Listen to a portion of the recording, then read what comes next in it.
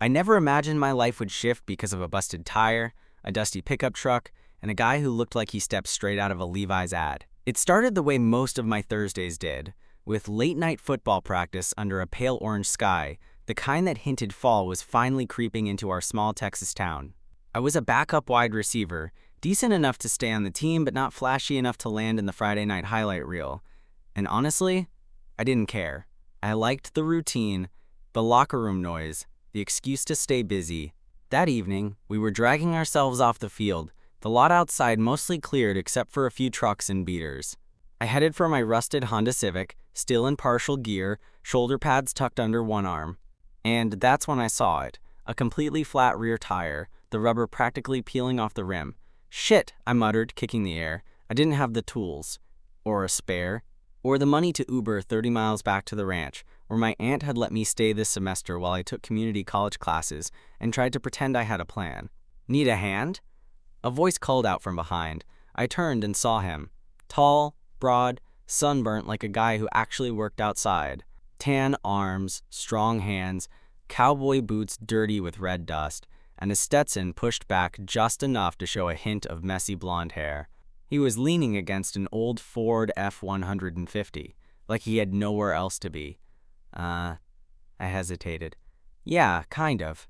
He walked over, slow and relaxed like everything he did had rhythm. Saw you on the field. You're faster than you look. I get that a lot, I said, trying to sound less flustered than I felt. He knelt down to inspect the tire, running a thumb along the shredded edge. You're not driving anywhere on that. Nope, he stood, wiping his hands on his jeans. I'm heading toward Devil's Fork. I can give you a ride if you're cool with that. You from around there? He nodded. Grew up on a ranch about 10 minutes out. I coach a youth rodeo team down here on Thursdays. Just wrapped up. I hesitated, but the idea of waiting in the cold for someone to maybe answer their phone wasn't thrilling. Sure, that'd be great. I'm Cole, he said, holding out his hand.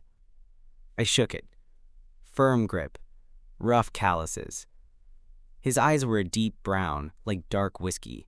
You? Eli. Hop in, Eli.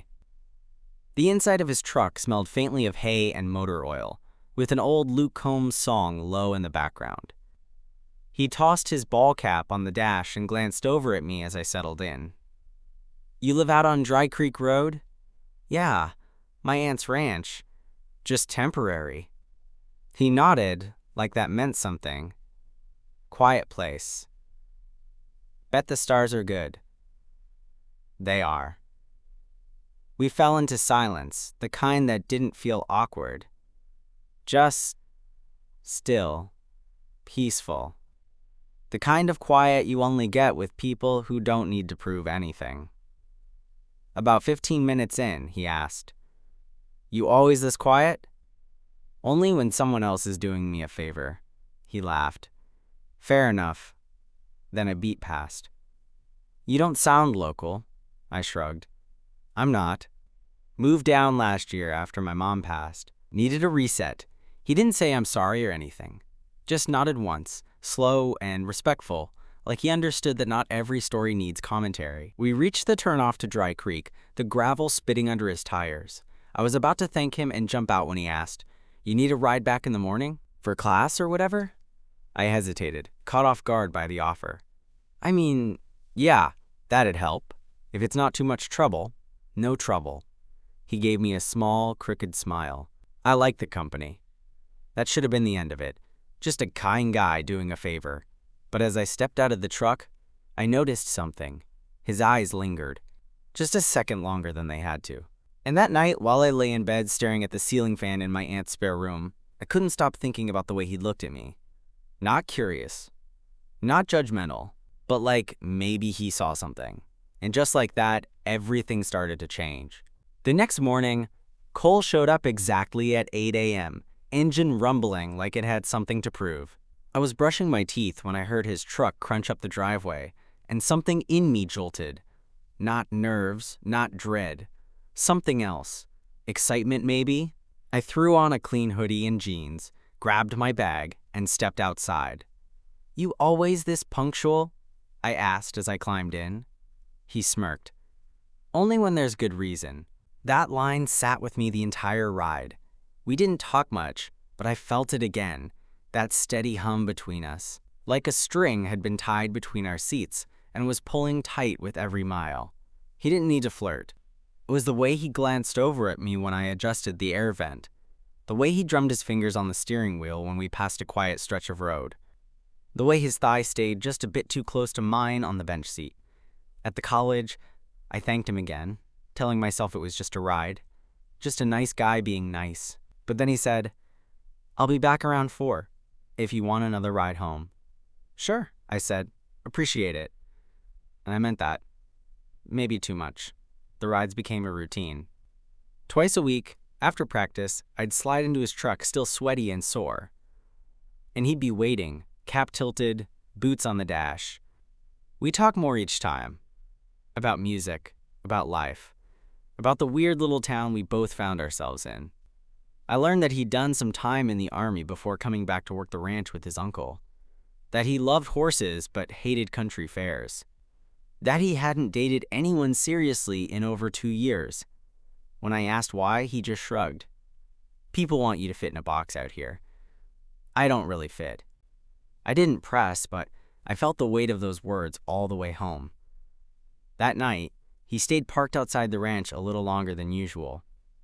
I sat there with my hand on the door handle, not moving. "You okay?" he asked.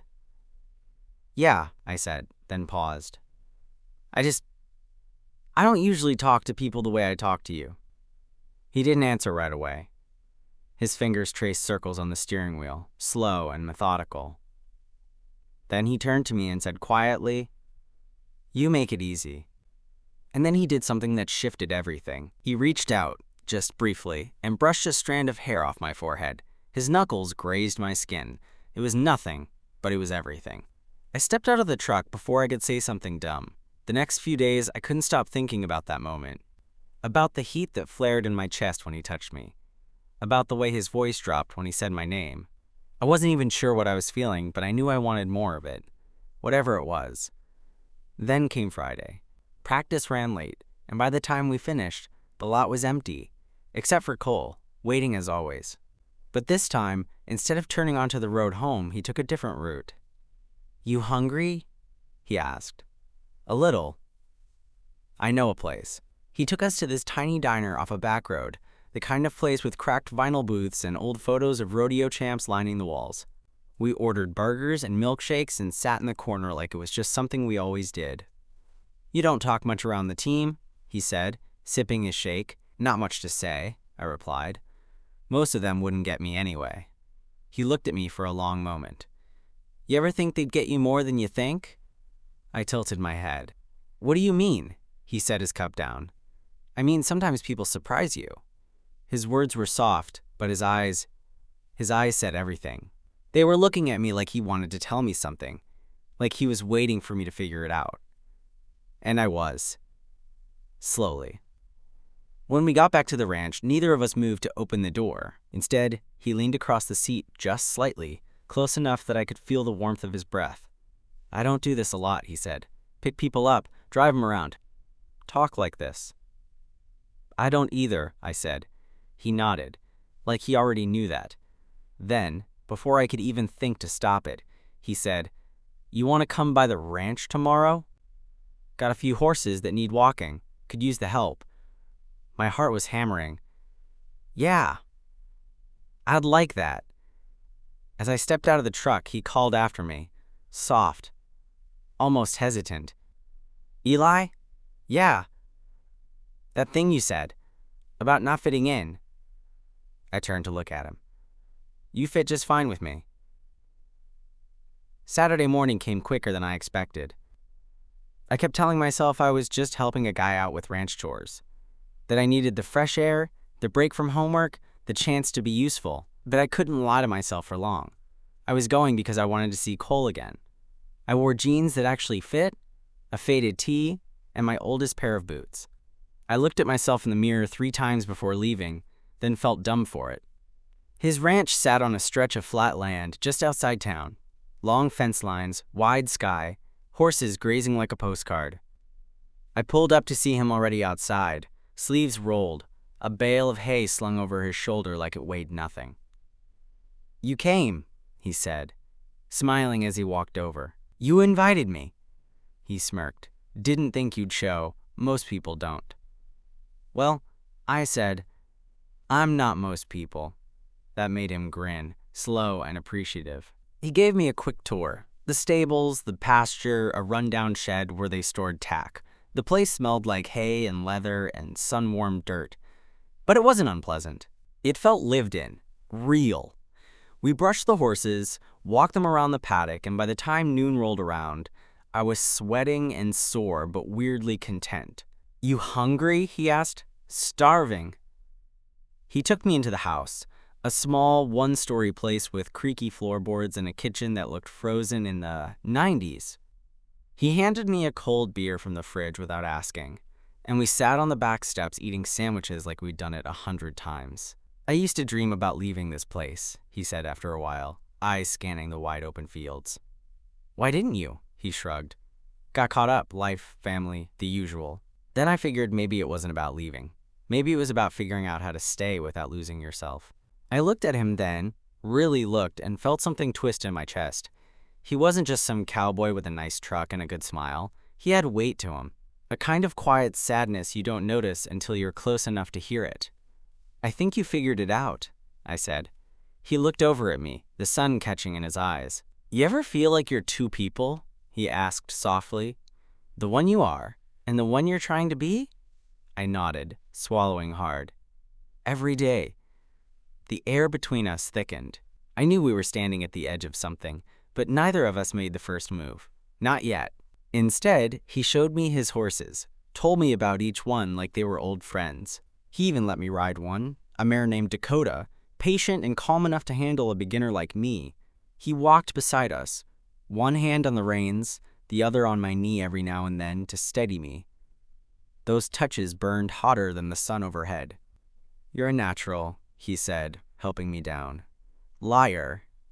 He laughed, that low, genuine kind of laugh that made my chest ache in the best way.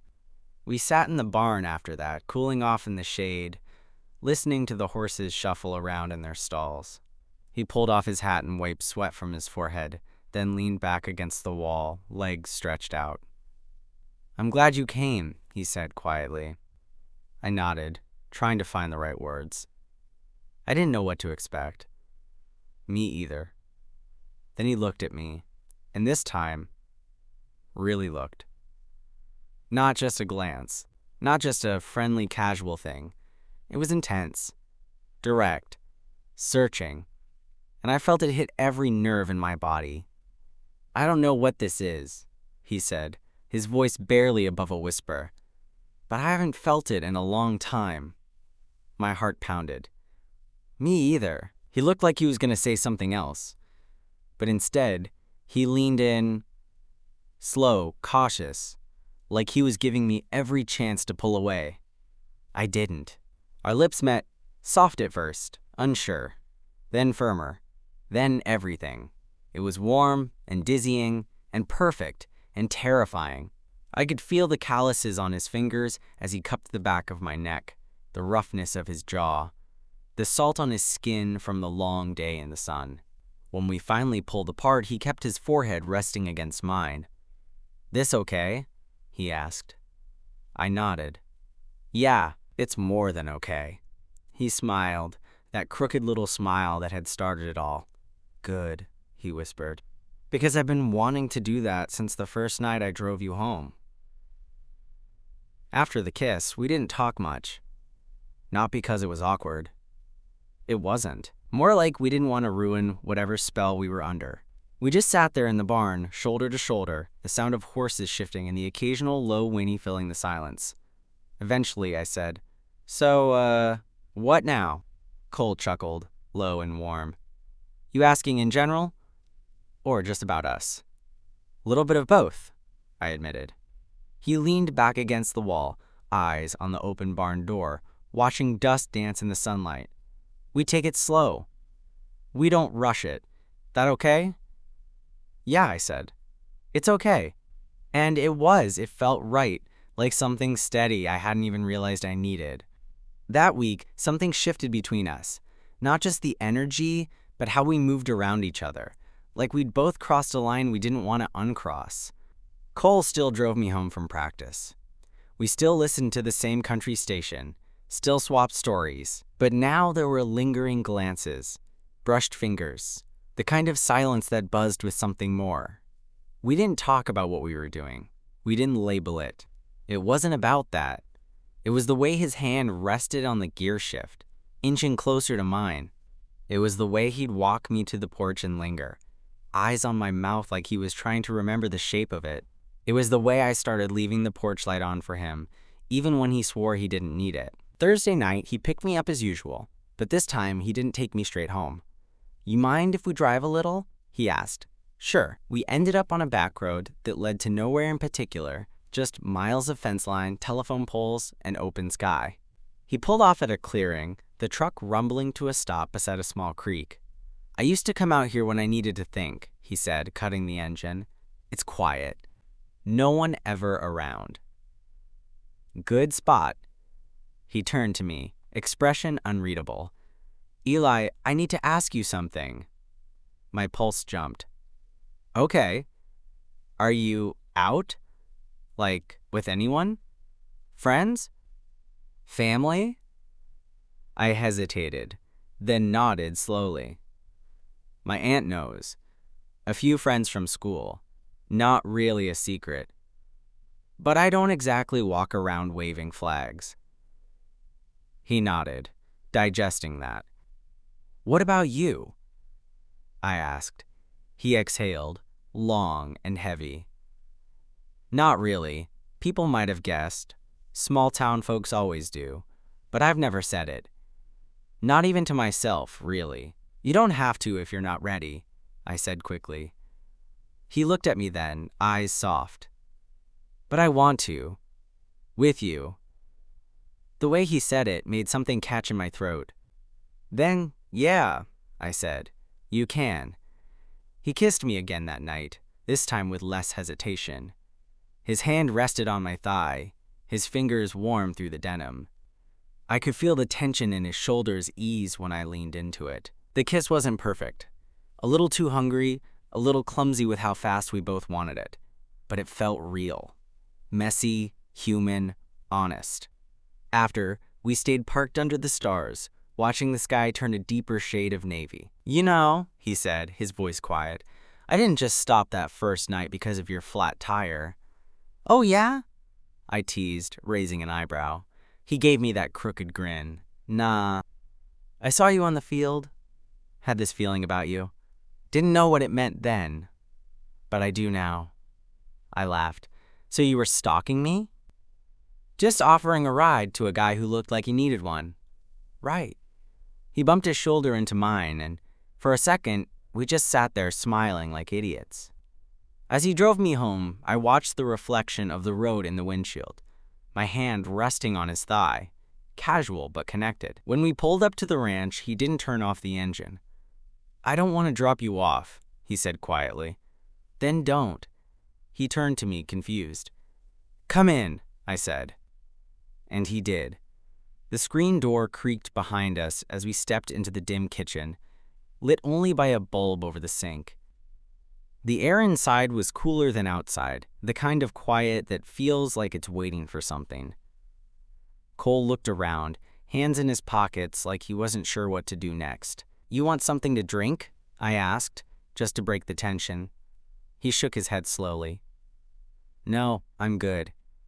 I nodded, suddenly unsure what to do with my own hands. I set my keys on the counter, tried to play it casual. But it was pointless.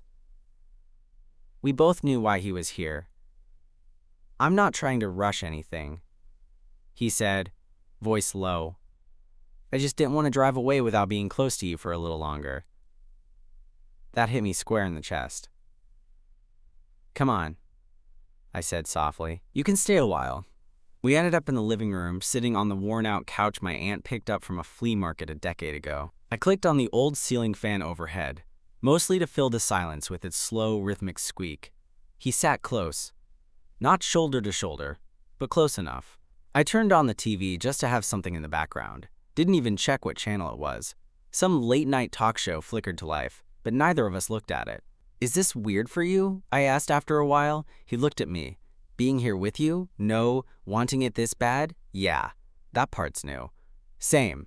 Then he did something so simple it made my whole chest go tight. He reached over and took my hand, not forcefully. Just quiet, steady, like he wanted me to know he was really here. His thumb brushed the side of mine, and we sat like that for a few minutes, just listening to the ceiling fan hum and the crickets outside the screen door. "You ever done this before?" he asked. I gave a small smile. "Been with a guy?" "Yeah," he nodded slowly. "I haven't."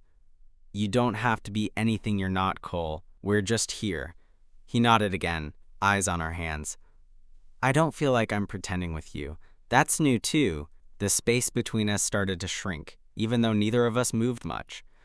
It was just the kind of slow pull that happens when two people keep leaning into each other without even realizing it.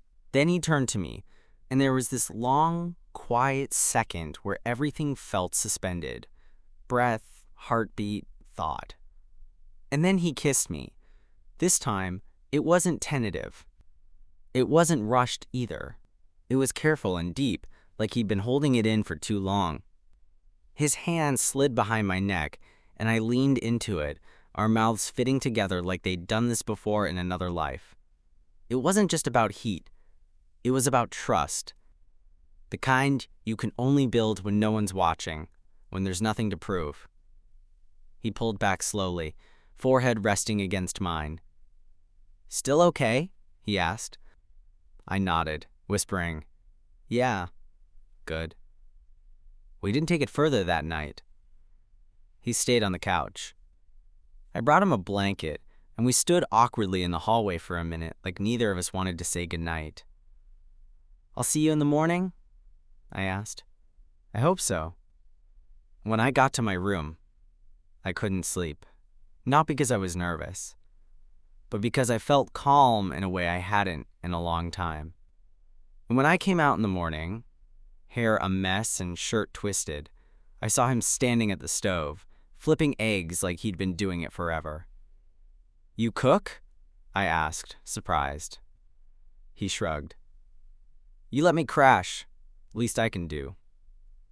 I leaned against the doorway, arms crossed, just watching him.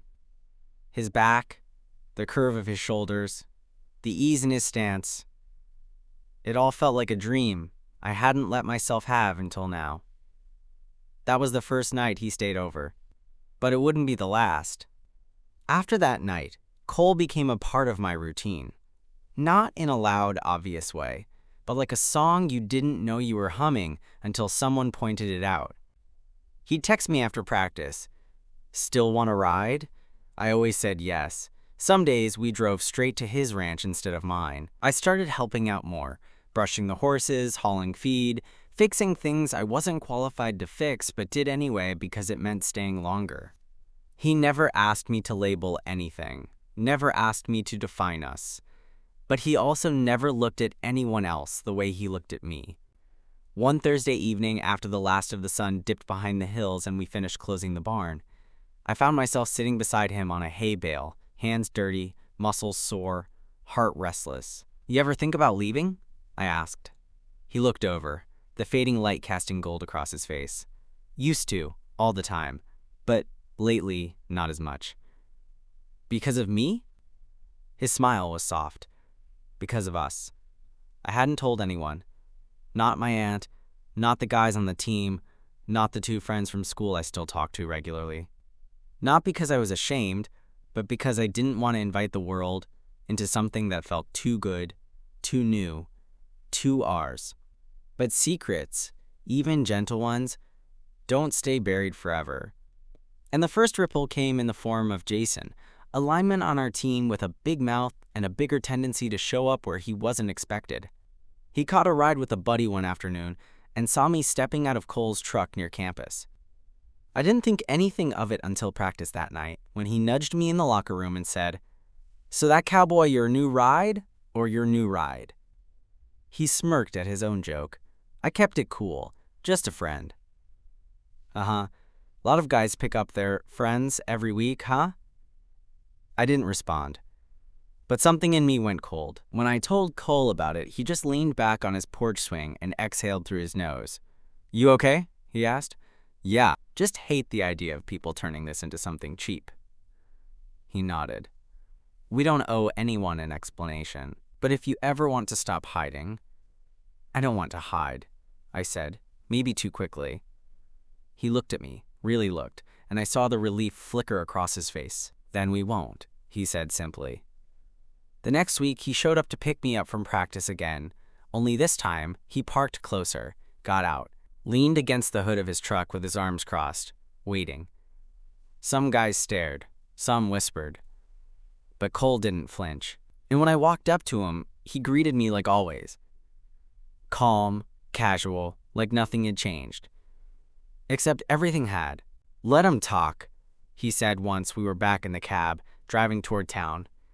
Yeah, I said, looking over at him. Let him. That weekend, he invited me to stay over. Like, stay. Not just crash on the couch. I packed a small bag, mostly essentials, and found myself more nervous than I expected. What if it's weird? I asked, as he helped me bring stuff inside. It won't be, he said, pulling me close by the belt loop. It's already not. We spent that first night curled up in his bed, neither of us rushing anything. Just skin to skin, breaths synced, warmth shared under a heavy blanket that smelled like cedar and cotton. At one point, in the dark, he whispered, "You make it easier to be myself." I didn't know what to say, so I just kissed him. That said everything. By Sunday morning, it was obvious I'd stayed more than one night. My toothbrush sat in his bathroom, my hoodie draped over his chair, my cologne on his dresser. I looked at it all while brushing my teeth, then looked at myself in the mirror.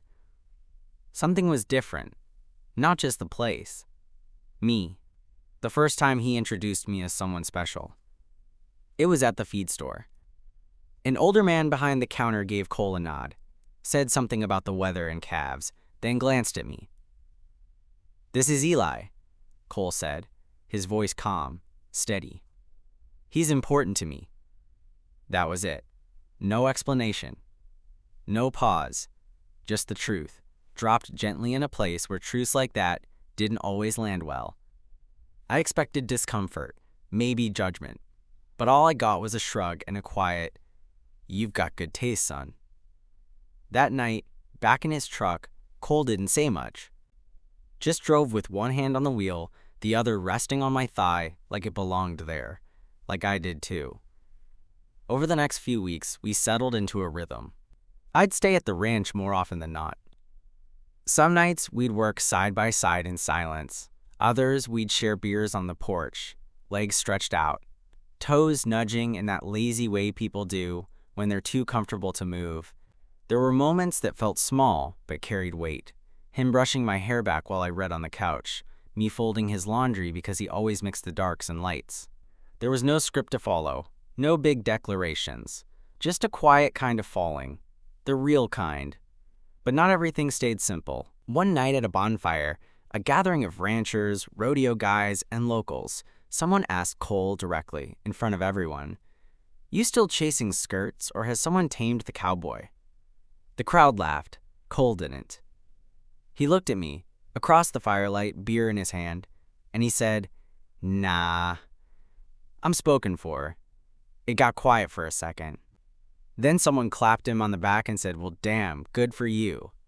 And the world didn't end. The first time we fought, it was stupid, about me leaving a gate unlatched and one of his horses slipping out. He snapped, I snapped back. Voices raised, tension thick. But 20 minutes later, he found me by the fence line, rubbing my eyes, angry more at myself than him. He didn't say anything, just stood next to me, close enough that our shoulders touched. "I'm not mad," he said quietly. "I was scared." "Me too," I admitted. "Not about the horse, just this." "This?" "You. Us. How fast I got used to needing you around." He let out a breath, then slipped his hand into mine. "Yeah," he said, Me too. By the time summer rolled in, I had moved in officially. No big announcement, just my clothes in his drawers, my name on the mailbox, his arm around me when we'd walk into town. Sometimes we'd still get looks, sometimes we'd get quiet nods, but always, we'd go home to each other. Looking back, it's wild to think it started with a flat tire and a favor, with a cowboy I barely knew offering me a ride when I thought I was stuck. But now I watch him every morning, coffee in hand, that same crooked smile, bare feet on the porch steps, his dog at his heel, and his arm always pulling me in like I'm exactly where I belong. And you know what? I am.